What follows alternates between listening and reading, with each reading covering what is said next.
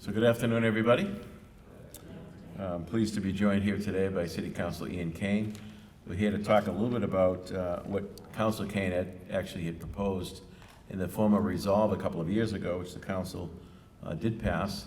And since that time, the council has been working with some of our team, particularly Chris Walker and some of the members of the administration, really talking about the future of fiber and the fiber network in the city of Quincy.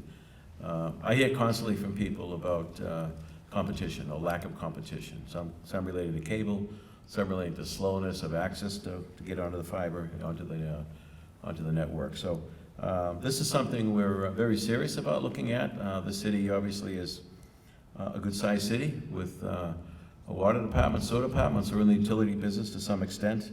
What this is going to open up, or does going to open up the process, if you will, for us to look seriously at building our own fiber network citywide.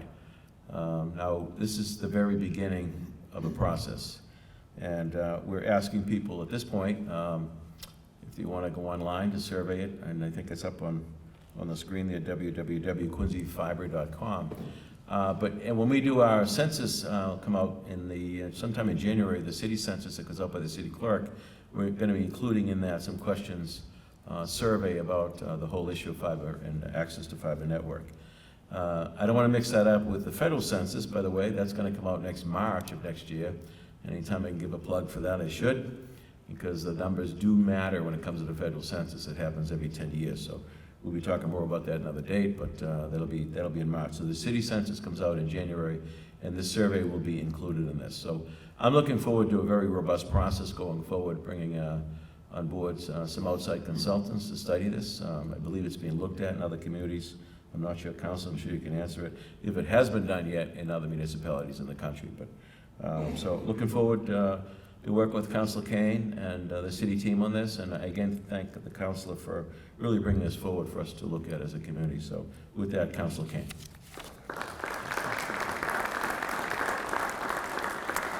Thank you very much, Mayor.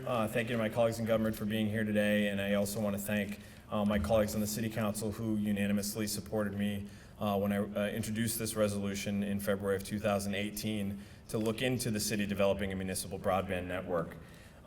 This is really a constituent and resident-driven project, as the mayor alluded to in his remarks.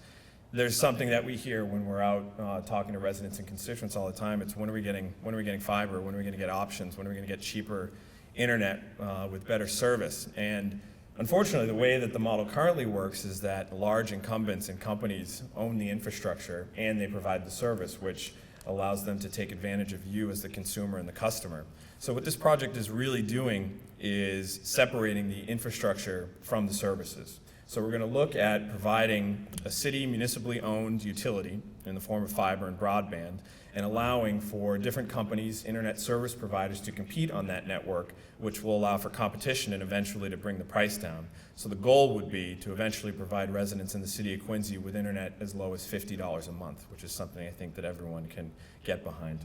As I said, in February of 2018, I put forward a resolution to the City Council that the city approved, and the mayor so kindly also accepted, and we started to look into this process of developing this project. Tonight, the mayor and myself will be introducing legislation that will implement a resolution as a policy for looking at broadband as an essential utility, just like electricity, just like water, just like any of the utilities that are provided to you on a daily basis, because this is really a part of the economy, and this is something that people should have access to. It is a differentiator in terms of access to jobs and to different resources. Having internet is now a part of our daily lives that we probably take for granted, but some people still don't have access to it in a cheap manner. So we look forward to putting that forward tonight. And it's also an innovation project for the city as we look at innovating our downtown through real estate developments and all the growth that we're seeing. This is a way to really have Quincy stand out in a way that other cities and towns aren't yet looking at. This is a way to put us up front. There was an article that was just put out in Fast Company magazine, and this is the same model that we're looking at, a town called Ammon, Idaho. The same consultants that we'll be working with going forward here. Ammon now has what's rated as the best internet in the country, and that's what we're looking at having here. So that being said, we're going to put forward a video that explains the concept of this project that we're working on. And again, I want to stress that www.quincyfiber.com is the place to go for more information, where you can take a survey, show us your interest, and ask any questions therein. And we look forward to making this initiative go forward for all the residents of Quincy. Thank you very much.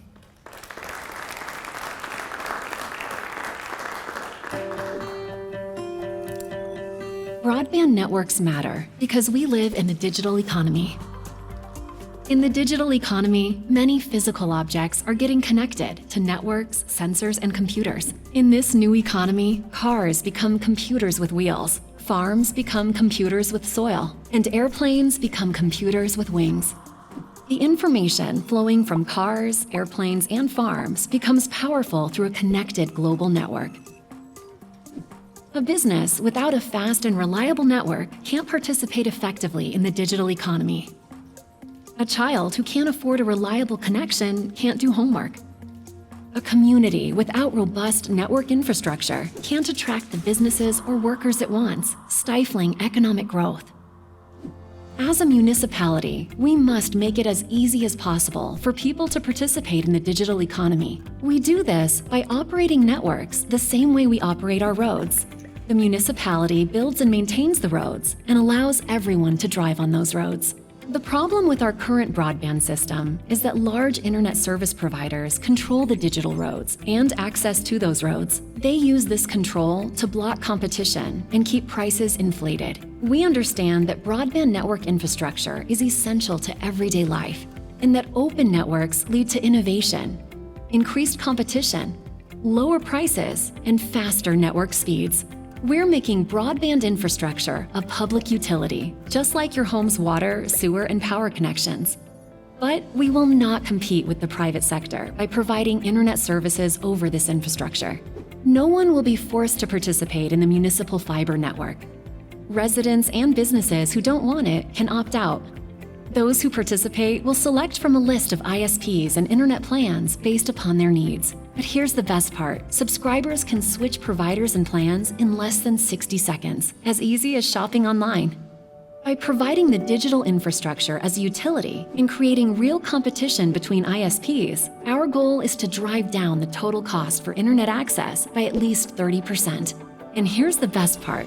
Once the physical infrastructure is paid off, that portion of the overall cost goes away, lowering your monthly internet bill by an additional 30 to 40%. In addition to lower internet costs, the network will facilitate additional services in the areas of healthcare, education, public safety, emergency communications, and many other applications that will drive economic growth, benefiting everyone in our community. We are creating a new digital marketplace for the private sector, an expansion of the digital economy.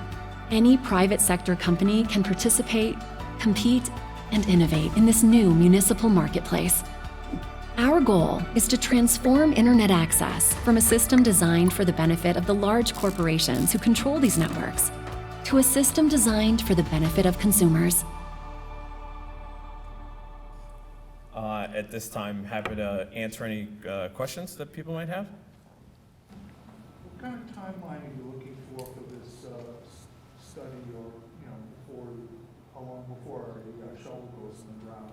I think it'll be at least a year plus before we look at even a shovel going in the ground, and that's conceivably. I think there's a considerable, probably 6 months or so, that would go into looking at a feasibility and strategy. Before then, we're really trying to gauge interest from the public, which would be a component of how we factor the financing, because this will be considered the way in which it's financed is off the subscribers that would join, right? So we're not going to look into developing the entire city, but we'll look into which sectors are more interested first, and then based on their interest, basically it's financed into each of their, over the life of the project. Let's say it's a 20 or 22-year project, it would be financed on a monthly rate based on that. So you roll it up neighborhood by neighborhood, basically? Yes. And you build the system and then let the ISPs rent space on it, or? That is correct. Are there certain ISPs that do this in other communities? There will be multiple ISPs that do this in other communities, but it's more that there are other municipalities that run municipally owned networks, like Braintree has their own operation. There are Power and Light, like Fitchburg has their own, which they probably offer their own broadband, but anyone that has their own backbone can allow for multiple ISPs to participate on that line. And is there any idea how much it might cost to roll out fiber? I don't have an estimate on that yet, especially if we're going to be looking at it through phased approach. Any estimate on how much the study will cost? I think the study will be nominal.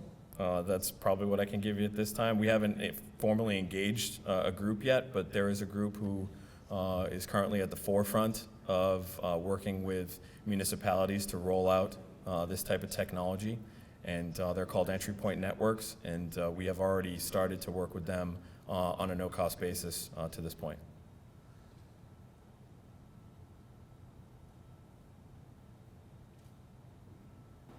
Well, how many complaints do you get about, there's only one provider in Quincy of cable and broadband service? A lot, yeah. I mean, especially, you know, just thinking about now's campaign season, but even 4 years, I've been hearing this for 5 years, you know, requests on when is X company going to develop fiber, and I'm not even gonna name the companies because they're not offering anything else. But they, you know, they've been slow to make a commitment to a place like Quincy while they've been rolling out fiber networks in other cities and towns, so this is a good opportunity for us to get in front of that and to take control of the situation. And is there anything in the city sort of with Comcast that would prevent the city from doing this? Not to my knowledge. I don't believe so. Yeah. Comcast is a user on the poles. So if we're gonna develop this, the deal would be with the utility really, which is the electric company, and the electric company basically owns the poles with the phone company, but they have certain arrangements in each of the communities. So we'd be dealing directly with them, not with the cable company.